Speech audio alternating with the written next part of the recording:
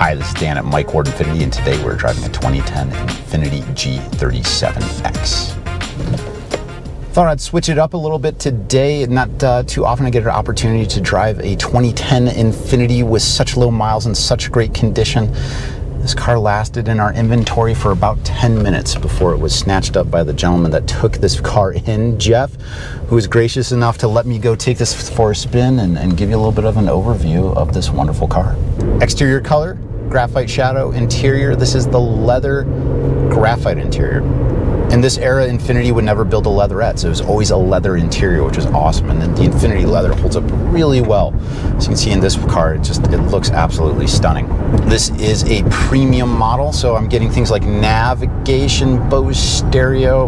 This comes with a 17-inch wheel. You can also find sport models of this car that come with an 18-inch Enkei wheels, magnesium paddle shifters, the same paddle shifters that you would find on a Nissan GTR. And they feel just absolutely awesome. It's mated to a 7-speed transmission. This is the VQ 3.7 liter V6, 329 horsepower, 269 foot-pound of torque. Car revs to 7,500 RPMs, and it absolutely screams.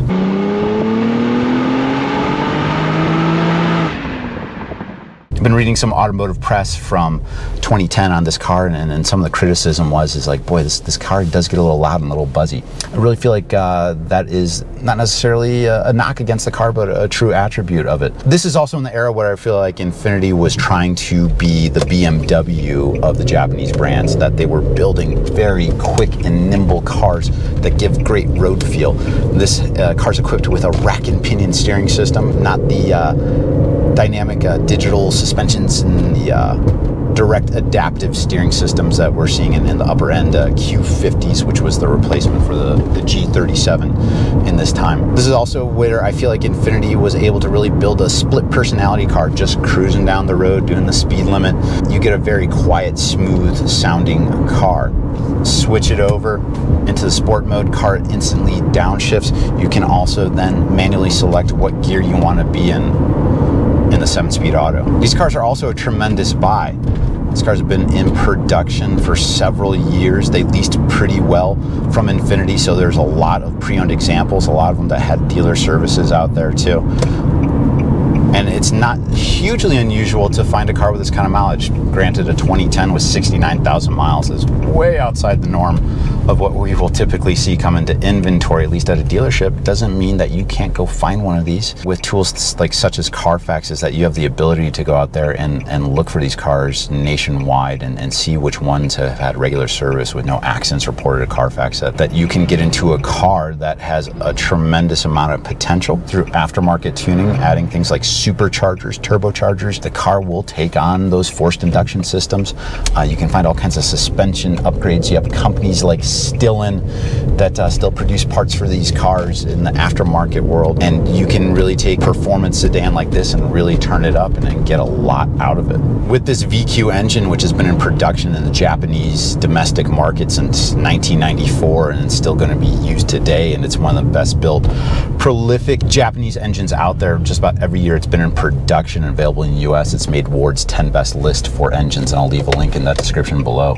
This car is also equipped with a timing chain, not a timing belt. You're not doing that timing belt service that you would in a Honda or Acura, which is a couple $1,000s when done at a dealership, and it needs to be done every 90,000 miles. We see cars come in with the original timing chain with hundreds of thousands of miles on them all the time. You still see a lot of design elements that are featured in today's INFINITIs. The double wave hood, that you get this beautiful muscular look to it, a lot of just really nice body lines that show you that this is not just a regular Japanese commuter car. There is some performance with this thing. What I love most about this car is that it gets such a good road feel. You can feel just about everything, and I really feel like this car starts to shrink around me, that I'm almost wearing it. And I am so comfortable at driving these cars at the limit that it takes a lot to get these things out of shape. This is a G37X, so it's equipped with the Altezza all-wheel drive system that was first pioneered from Nissan in the Skyline R32 GTR. It will drive 100% of engine to the rear wheels, up to a 50-50 torque split, depending on road conditions. This car comes equipped with a snow driving mode that will soften up your throttle response and try to keep the gearing down as low as possible to make it as safe as possible for you in snow conditions. We're pulling back into the dealership. Thank you so much for stopping by and taking a look at this car with me. It's not often that I get a chance to drive some of these older Infinitis, and it makes me love the brand that much more. These cars feel so good, and they're such a value right now. Thanks to Jeff for letting me borrow it. Can't think of enough for letting me go tool around in this wonderful car. Thank you so much for stopping by and taking a look at the G37 with me. Don't forget to like, comment, subscribe, and we will see you next week.